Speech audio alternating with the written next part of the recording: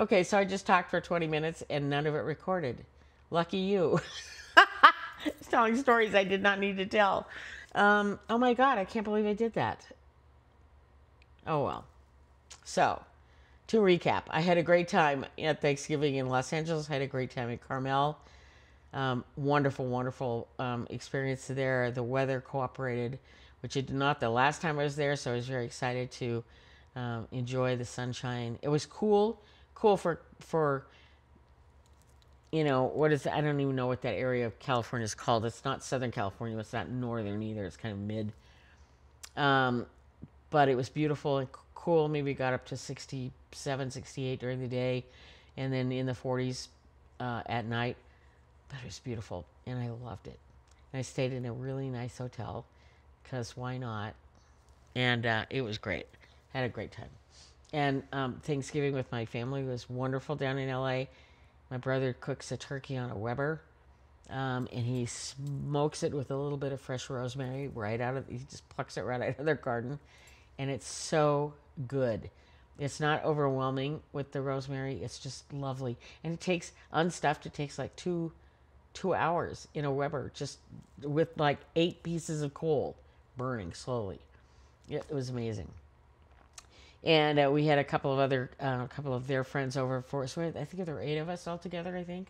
And then it turned out it was so warm, and we were able to have a fire.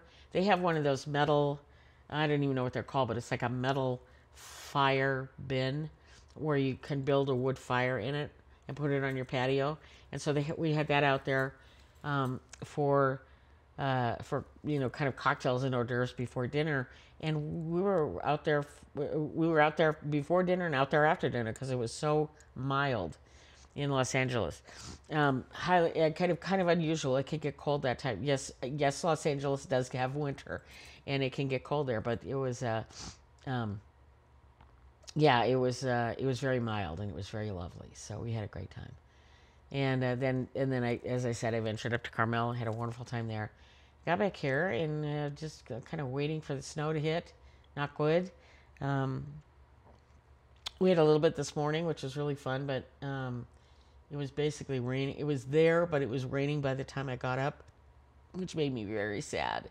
And the wet. I mean, it just yesterday the temperature just. I mean, it was like mid-afternoon, I want to say it was like 45, 48. And then by a little later in the mid-afternoon, it was down to 33. I mean, so clearly it was something cool. The cold front was coming. And then, boom, this wind and rain came from the south, and suddenly it's 53 degrees.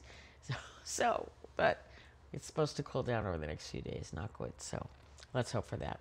So I'm here just to check in, say happy holidays to everybody. I hope you're all doing what you want to do during these Christmas or Hanukkah or whatever celebration you might take part of this time of year. It's always been my favorite time of year, and they always, at least, not that we are, I've never been a strong religious household, but Christmas was always about Christmas and Santa and family and getting together and having a fire in the fireplace and an old-fashioned Christmas tree and just all of that stuff. And it just has stayed with me for years and years. And I'm sure that I believed in Santa long after many people did not. I'm a Polar Express fan. I still hear the bell ring in my fantasy brain. So yeah, Christmas is special to me. Again, not religiously, but just as a warm memory of close family and friends always getting together and having great food and great company and great conversations. So anyways, so we did that at Thanksgiving, and then my nephew is up in Montreal and working, or not work. He is working, but he's working on getting his work visa, which he will get. But Canada basically says, while you're in the process of getting that, you can't leave the country. So for the first time in a very long time, his mom and dad, my brother and sister-in-law, are going up from LA up to Canada, and they basically said, well, why don't we come to Montreal? And my nephew's kind of like, well, I'm here all the time. This is not particularly, I mean, Montreal's great, but it's really cold and icky, and let's go someplace fun in Canada.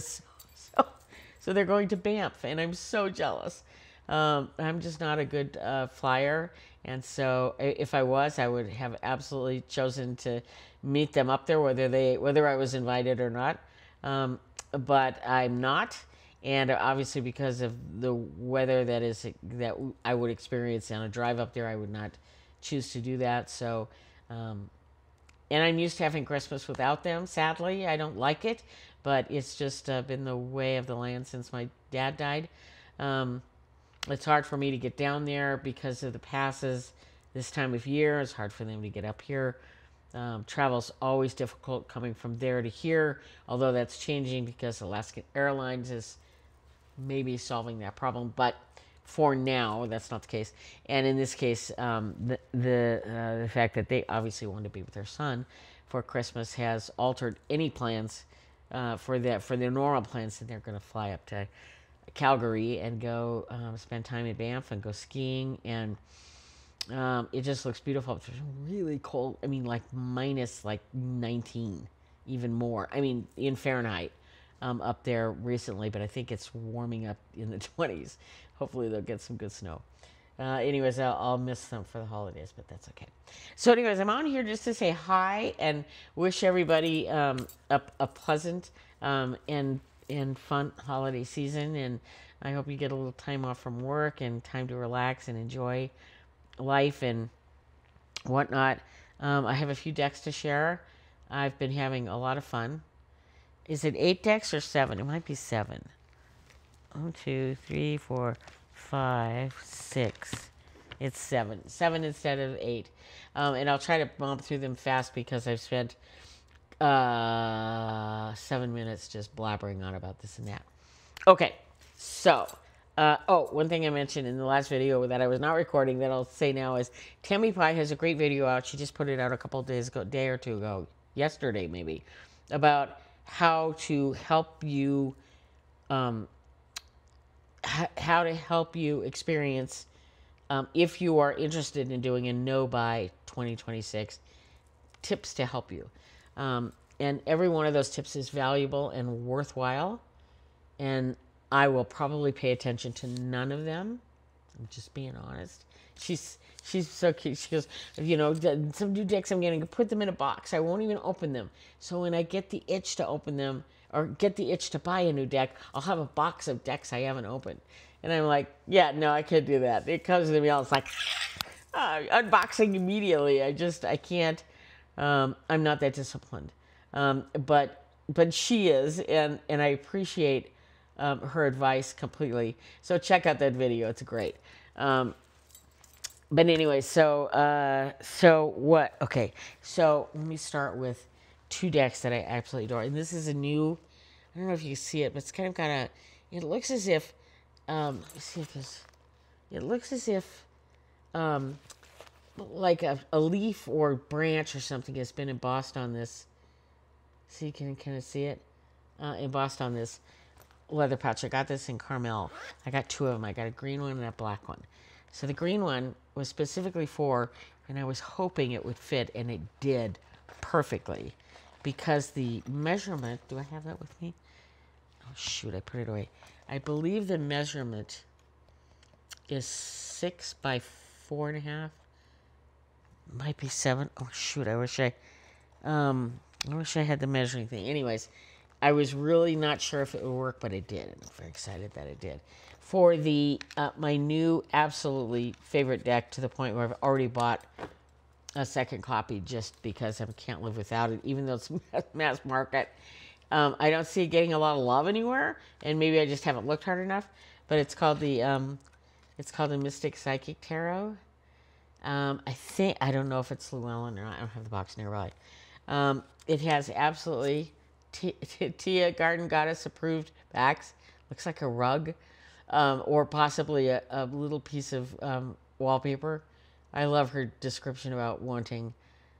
She loves backs that either look like rugs or wallpaper, and I think this qualifies. It's green and gold. It's just beautiful. But what's really fun about this deck, and it's at first I thought it was a little gaudy. It does have a bit of a. It's kind of a matte. It's not a shiny gilding. It's a matte gilding. Still chips bad as most gildings do, but I don't care. And the cardstock is good. Um, card. I don't want to say cardboardy. It's good. I like it. It's it's good. I like how many more times can I say that? Anyways, so what's fun about this deck? I don't want to start with that card. Thank you. Is that it has these incredibly cool borders, and each of the for the majors and then for the minors, each suit has its own border, and the majors have their own border. So there's subtle differences. They're not enough to throw you off when you're going through the deck, but enough that you can cue into it. And I just think it's really cool. And it's just a gorgeous. It's a gorgeous deck. And if I look at that Six of Swords, oh my God. Oh, and that star up there. Holy cats. It's just, oh. And several cards have these stars up above. Makes it so amazingly cool looking. The moon. I'm just pulling these randomly. Now this makes it look pippish. It's not. Complete. It's a little bit, but I wouldn't. What do they say? I wouldn't call them lazy pips. I mean, look at this tower. Yeah, it almost looks like it's in an arena or something. Oh my gosh, with the fiery seas below. Isn't that cool? And what is this? Seven of Swords. And you still very much get the sense of the card.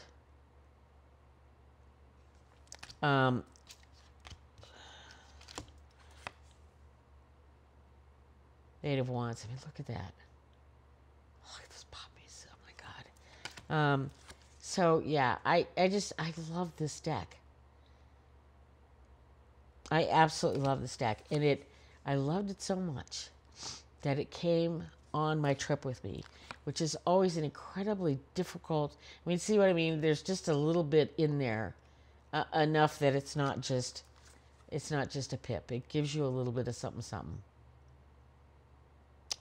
Anyways, yeah, I won't go on it like the world.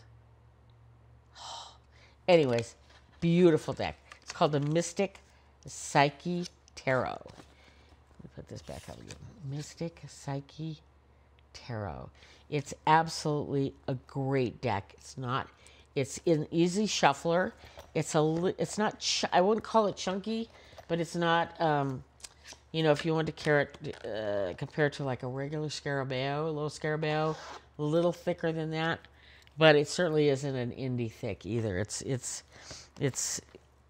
manageable for these little hands. So yeah.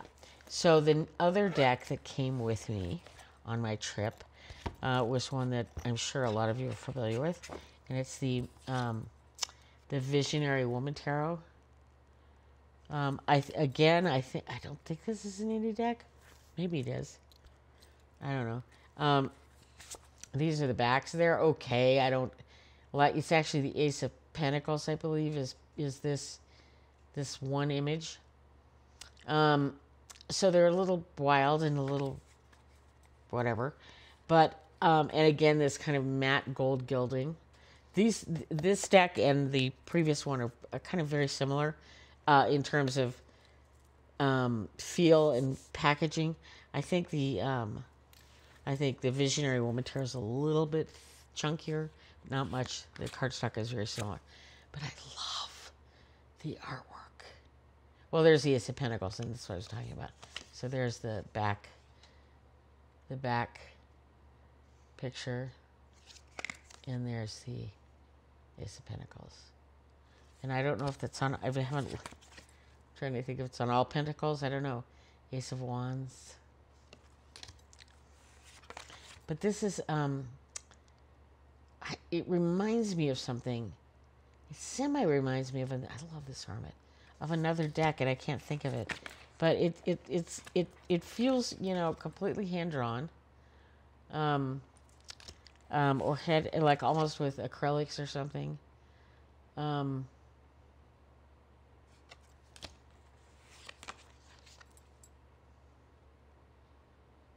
Page of Swords, and I'm not sure if this also is getting a whole lot of love on the tarot tube these days. I don't know. I haven't really sought it out. But I love the artwork for, I like it because it's not overly done.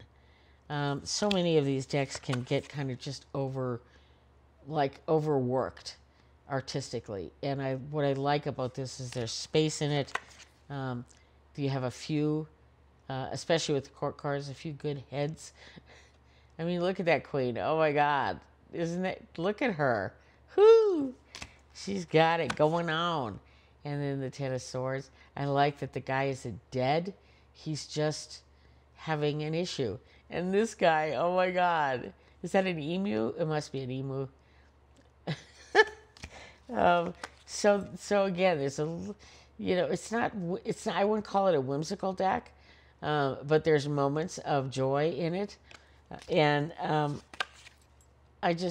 yeah, I mean, look at the Chariot. Look at that. Oh my God. Look at that face. It's just, it's a special deck. So I can't recommend it more highly. Got a lot of use on my trip. And again, it's the Visionary Woman Tarot. I think it's mass market. I think it's available wherever, I think. It might not be. I don't know.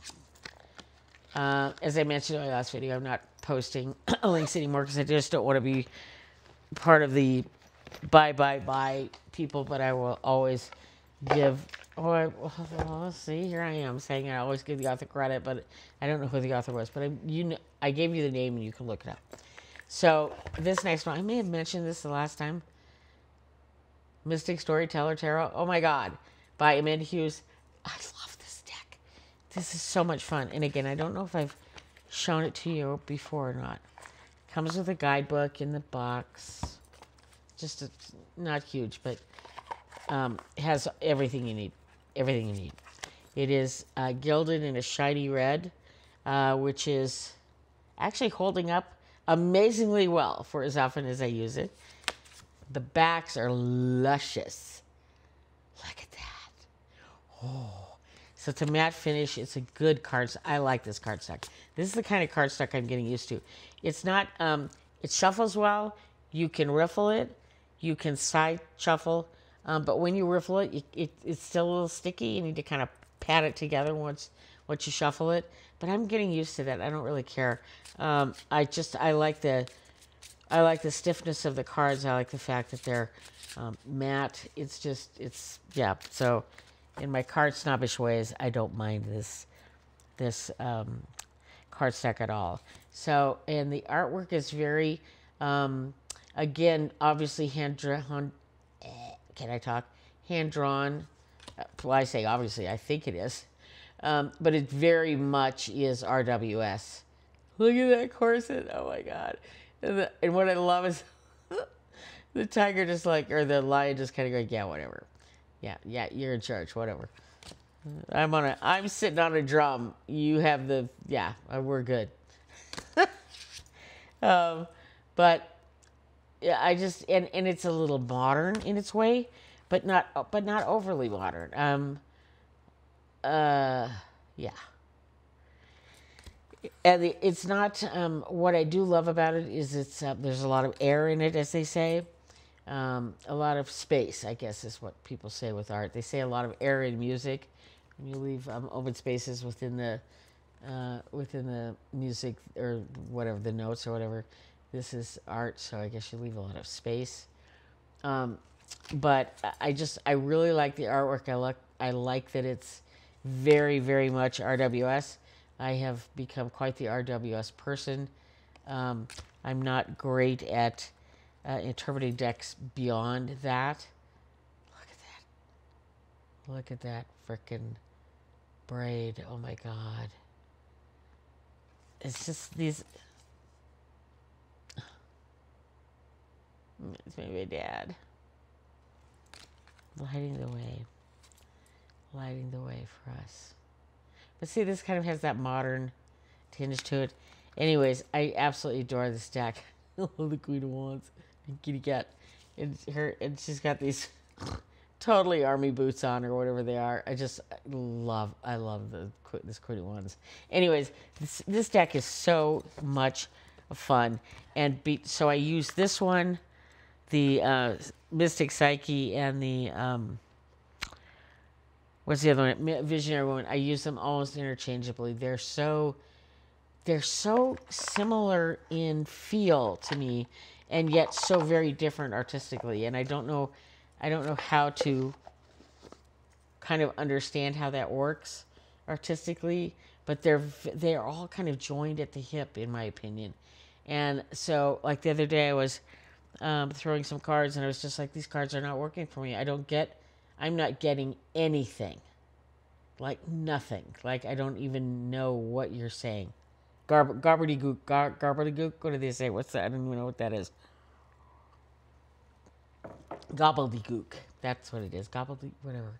Anyways, it was like, yeah, whatever. And so I didn't throw that deck out, but I pushed that deck aside, brought another one in, and boom, it suddenly spoke my language. So I tend to interchange these two decks a lot because they just seem to be able to power through like I need them to power through. So I'm watching, I don't know who. I wish I could remember who it was. It was F.A. It was Celtic Sheila, Tarot, and who was she with? I want to say somebody named F.A. E-F-E.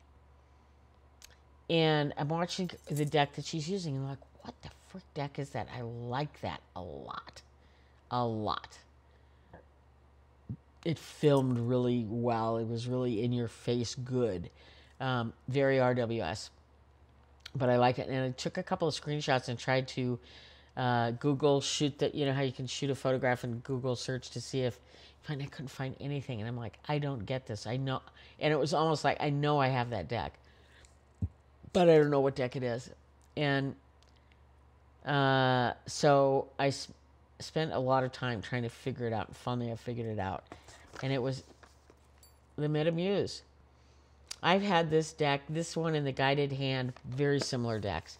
I think they're different artists and everything, but they're very similar collage decks. But this deck in particular is so good. Shiny Gilding, which is very, I don't use this deck a lot. It's got a little hollow too, doesn't it? Or does it? Yeah, look at that. Up here. Right here. Pretty. Great cardstock. Kind of waxy, I think I would call it. It's called Metamuse Tarot, and it's by Carrie Krogstad. I'll do this so you can see it.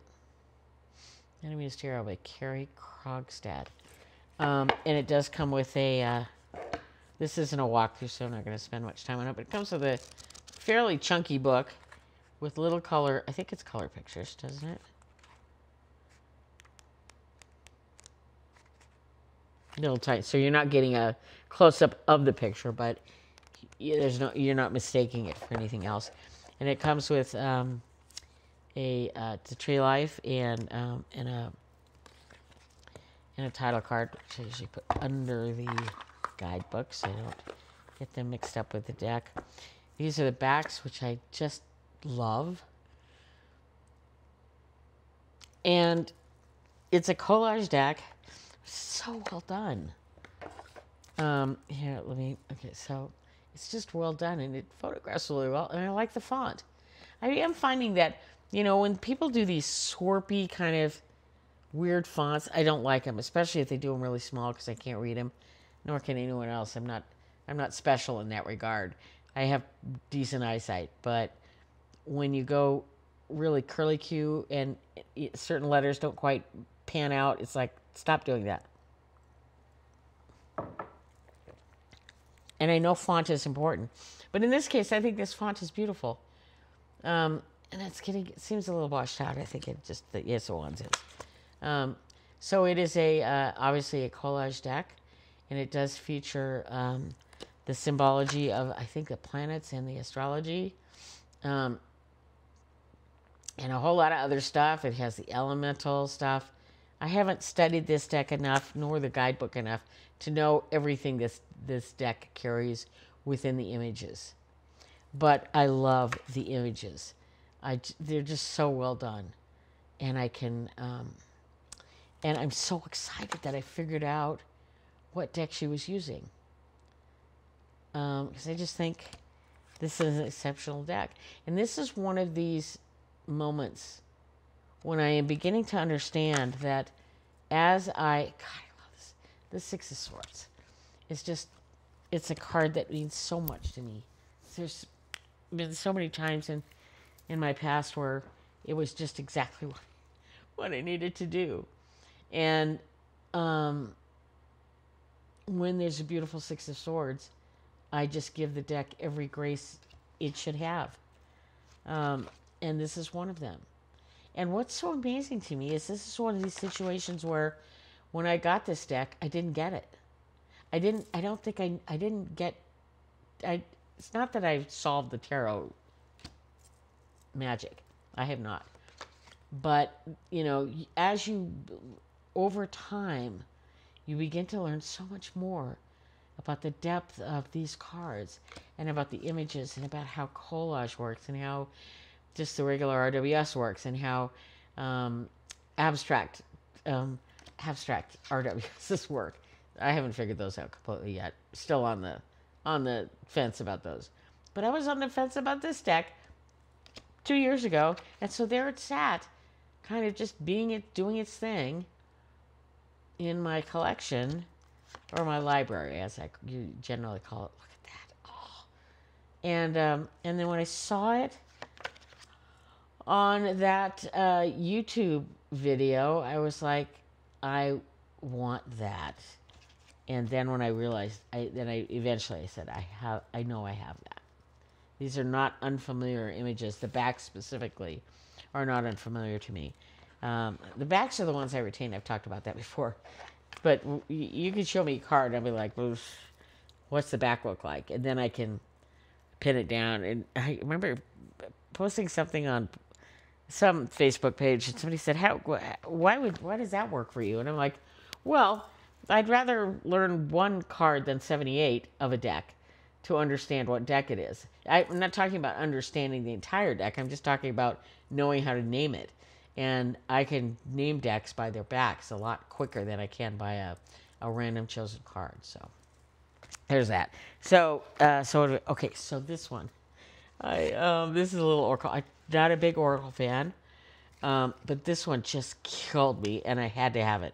It's called The Great Grandmother's Faded Frontier, and it's Lennox Reese, who we all know and love, and she does the best, and she's got the beautiful backs. These are little playing card size oracle, and it's pictures apparently from her grandmother's kind of box of old photographs, and she's given each of them kind of oracle titles. And there's also a little bit of collage, I think, going on, obviously, but they're so much fun. And there comes with a little guide. I think it's a little guide card, so to speak. Yeah, it kind of gives you a little bit of a info on, there's a couple of cards, obviously, that cover all these cards. But you almost don't need them because now that one, it's hard to read on the video, but it says idle fight. But these are just so much fun, and I have a great time using these as clarifiers on my readings. If I have, like I pulled the other day, I'm pulling this out of my butt, but, something like Three of Wands, Queen of Cups, and then Three of Swords. And I'm like, what the frick? I don't, what? Three of Swords, why are you here? And so I pulled this out and pulled a clarifier, and it basically said, don't let your head push your heart in a direction it doesn't want to go. And it just, for whatever reason, I wasn't seeing that in the Three of Swords card. I didn't connect it with the other cards. And then when I pulled this Oracle clarifier, it was like, oh, okay. So we're not talking about heartbreak, blah. We're talking about understanding the difference between what goes on in your head versus what's going on in your gut, and how to reconcile those should those come up in your cups cards, in your previous cups cards. And it was like, okay, now I get it. So I was very thankful for this kind of oracle. Um, I like that it's simple. It's, there's, what's the Outlaw Oracle is another one of my favorites, which is just very, very basic. It's just a simple image and a simple message that says, don't, basically, most of them are basically just don't screw it up. You're fine. Don't screw it up. Which is, what more can you ask from an oracle, really? It doesn't need to be perfect. You're not perfect. It doesn't, it's helpful that it points it out every once in a while. But in the end, I really just want to know that it's not horrible. It doesn't have to be great, but it doesn't have to be horrible either. And if it is horrible, at least give me a way out. And most oracles are very good at that, or at least my head is very good at that. Interpreting oracles such that I can find a little hole in the cave that I've fallen into to get out. So there's that. So just got this. And this is another. Again, I'm not a huge oracle fan, but I am. They're getting better at these, and I need to be really conscientious of that because I like reading tarot. Uh-oh, I dropped a card.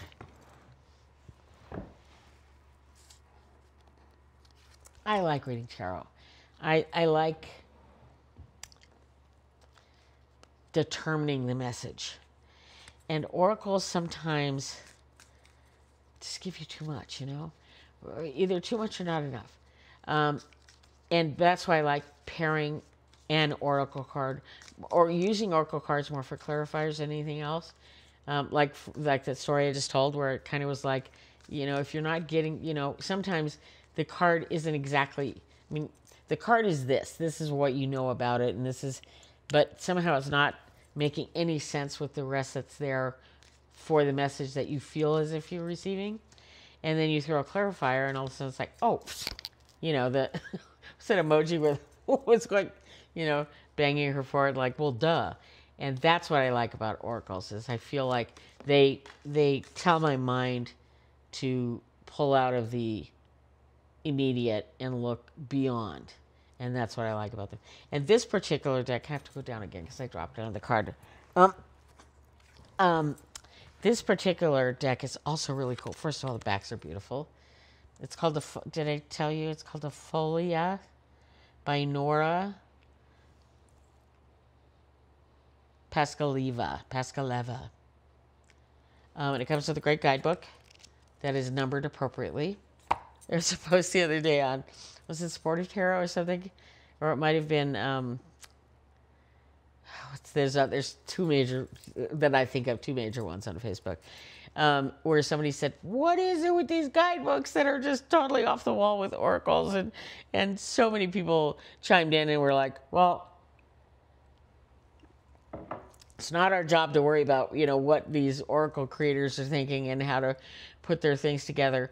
But my opinion, I've said this before, if you're going to do a guide book, then let it be a guide. I don't want to hunt through trying to find your unalphabetized stuff. And I also and somebody responded, well, I just write the number of the page on the card. And I'm like, I don't want to screw up the card. I guess there's some cards, if you really approach it, uh-oh. I had a lovely little garland up and it just fell down. But, if you, what was I talking about? Guidebooks. If you're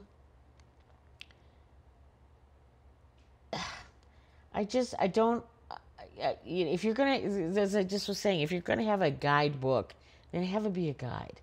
have the index. I mean, there was one, I think I showed it, this is many videos ago, I showed it where the guidebook, the index or the contents was numbered 1, 2, 3, 4, 5, 6, 7, 8, 9. And then, am I getting this right? And then the cards, no, I'm not getting it right. But whatever it was, they were, the way the index was written is it gave you no information about where you could find the information on that card. And it was just like, why was it even there? You would have been better off if you just left it off. And that's kind of how I feel about oracles who want to do a guidebook. If you're going to do a guidebook, then give me a reason to find what I'm looking for. If you choose to do an index, make it a worthwhile index, one in which I can either alphabetize the name of the card or number the cards and then tell me what page they're on.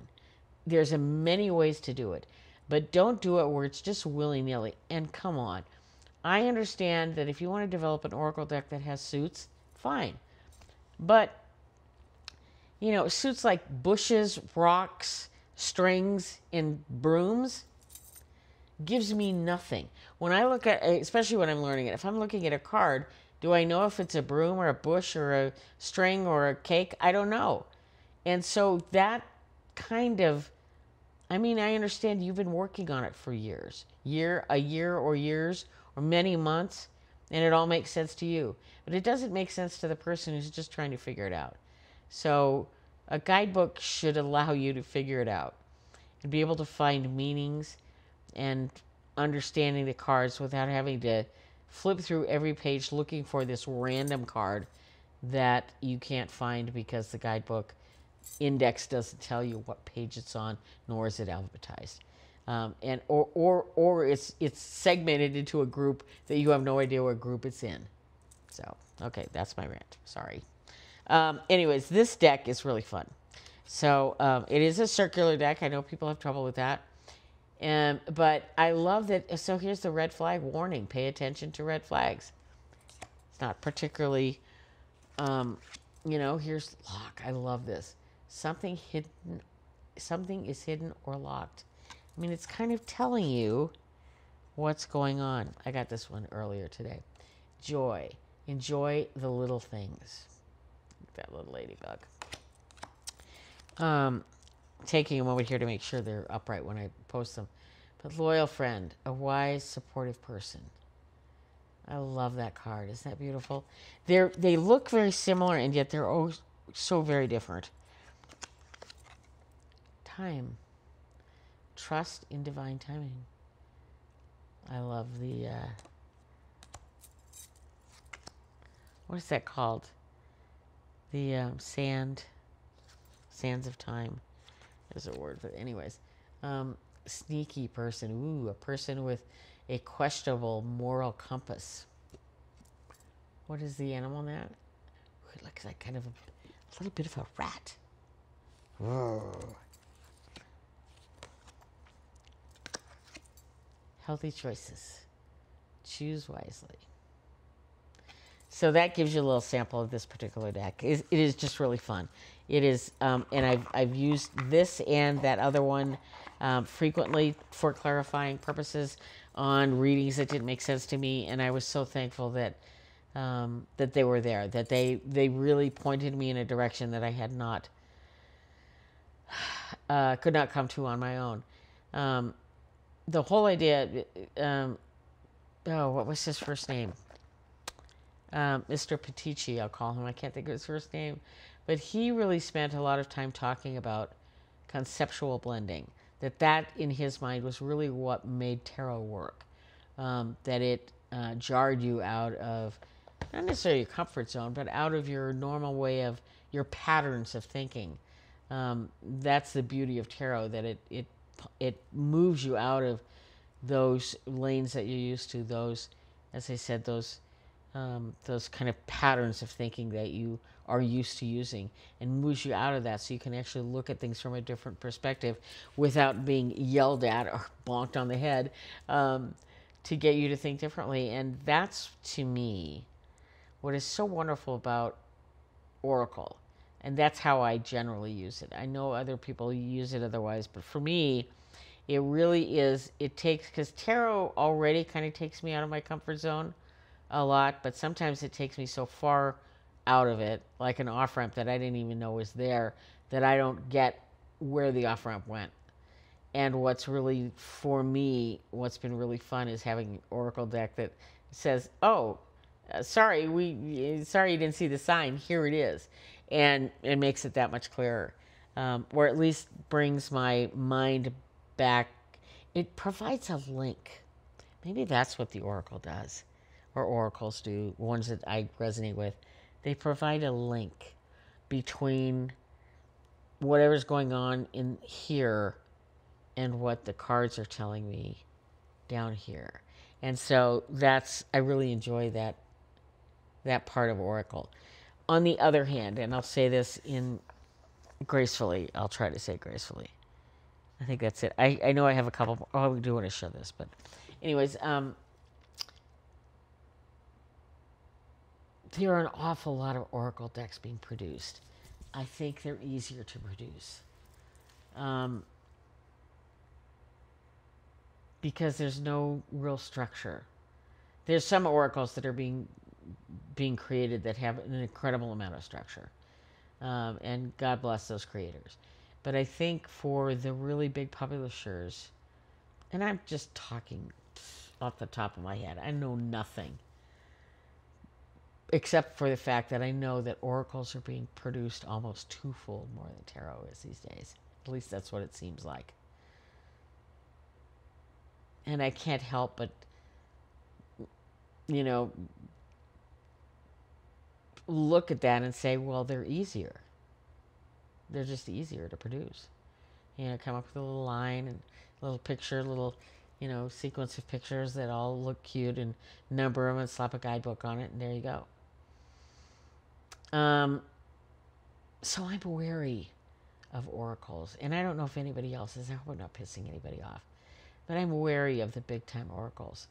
I've had some really fun times when I was doing my readings back in whatever month it was for the month. I picked a couple of oracles to use, and I really was struck by how poignant so many of them were. But in a simple reading, I'm not necessarily looking for poignancy. And these particular oracles that I was using, or that I was using in those moments, were really well written and well done, and really kind of giving you a base from which to jump. I think a lot of oracles being produced nowadays by the big guys are not that, and so I think I don't know. I'm not going to judge anybody by doing anything, but I just. I would say that if you're starting to get into tarot, focus on that. And if you need a couple of clarifiers, bring them on.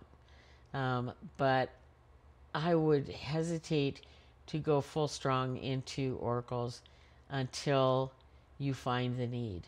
And on the other hand, you may find that the oracles speak to you much more directly and more clearly than a tarot. And if that's the case, then have it. For me, they just don't do that. And I guess a part of it is that I can't help but look at most oracles and say, who's behind this?